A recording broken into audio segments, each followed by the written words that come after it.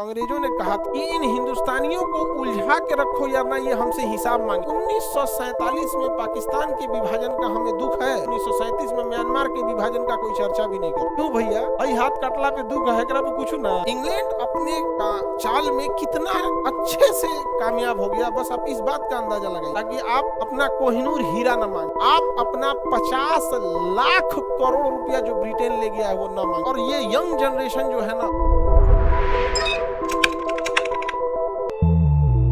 और जब देश आजाद हो रहा था तो अंग्रेजों ने, जब बाल्कन कमीशन बनाया गया था बाल्कन प्लान के तहत, और जब अंग्रेज यहाँ से जा रहे थे तो अंग्रेजों ने कहा कि इन हिंदुस्तानियों को उलझा के रखो या ना ये हमसे हिसाब मांगे, इन हिंदुस्तानियों को उलझा के रखो वरना ये हमसे हिसाब मांगेंगे। तो ले दे के अंग्रेजों ने देखा गांधी के ऊपर, किसके ऊपर? गांधी के ऊपर थोप दिया यहाँ पे। तो ये एक प्लान चलता है जो आप और ये यंग जनरेशन जो है ना, ये उस प्लान, उस स्ट्रेटजी में फंसी हुई है जिसको ब्रिटेन ने आज से आजादी देने से पहले ही पूरी अच्छे से प्लान कर दिया था कि जो गवर्नमेंट है वो पाकिस्तान से उलझी रहे, अब पब्लिक गांधी को करते हैं, इंग्लैंड चुपचाप चला जाए। और इंग्लैंड अपने चाल में कितना अच्छे से कामयाब हो गया, बस आप इस बात का अंदाजा लगाइए कितना अच्छे से। 1947 में पाकिस्तान के विभाजन का हमें दुख है, ये सबको दुख है, लेकिन जस्ट उससे 10 साल पहले 1937 में म्यांमार के विभाजन का कोई चर्चा भी नहीं कर। क्यों भैया, भाई हाथ कटला पे दुख है, पे कुछ ना। अरे कम से कम हैंडी प्लास्टो साटो। आज तक आपने कभी सुना?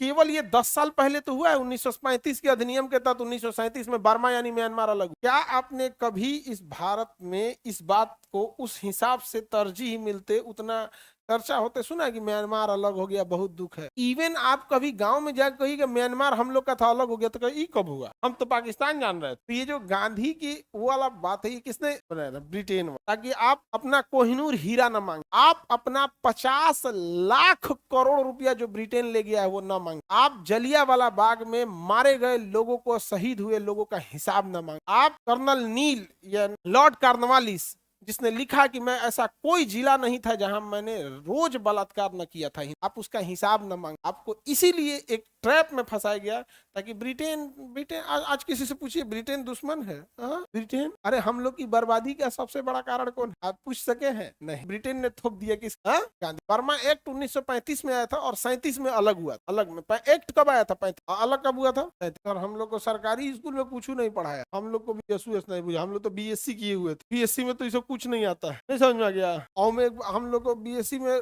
GS सब्सिडरी में तो आफत लगता था पास होने। और आप यकीन कीजिएगा, हम लोग फिजिक्स केमिस्ट्री मैथ ऑनर्स में रहता, बायोलॉजी तो हम लोग का था नहीं ऑनर्स और 3 ऑनर्स होता हम लोग जब पढ़े थे। और सब्सिडरी में होता था GS। और सब्सिडरी का एक फायदा हम लोग के साथ ये था कि सब्सिडरी में 2 प्लस पॉइंट थे हम कि 3 साल में कभी एक बार आप पास हो जाइए सब्सिडी। हर साल सब्सिडरी का पेपर भी नहीं देना है, 3 साल में किसी एक बार पास। अच्छा, उसमें लिखना भी नहीं रहता था, टिक मारना रहता, टिक मार। GS का डर इतना था कि हम सारे दोस्तों ने फर्स्ट ईयर में ही सेलेक्ट कर लिए थे कि हम लोग सब्सिडरी का एग्जाम देंगे। वो हम लोग अलग से फॉर्म भरना होता है कि आप इस साल सब्सिडरी दीजिएगा कि अगले साल। तो हम लोग कहें कि देख भाई, हमनी के GS बुझाला फर्स्ट ईयर में दे दिया जा, बाई दी फेल हो जाए, सेकेंड ईयर में फिर दिया, थर्ड ईयर में जी जान लगा के पास हो जाए। डर ये था किस चीज से? GS। इतना डर था जिसका कोई हद नहीं। मतलब BSc में ना कभी इस बात का डर नहीं लगा कि इसमें कोई चीज पूछे, केमिस्ट्री में कोई मैथ। उसके बाद से तो जब हम लोग सब्सिडरी में बैठने गए तो अब डिसाइड हुआ कि भाई जी जान लगा कि इसको पास हो जाना है।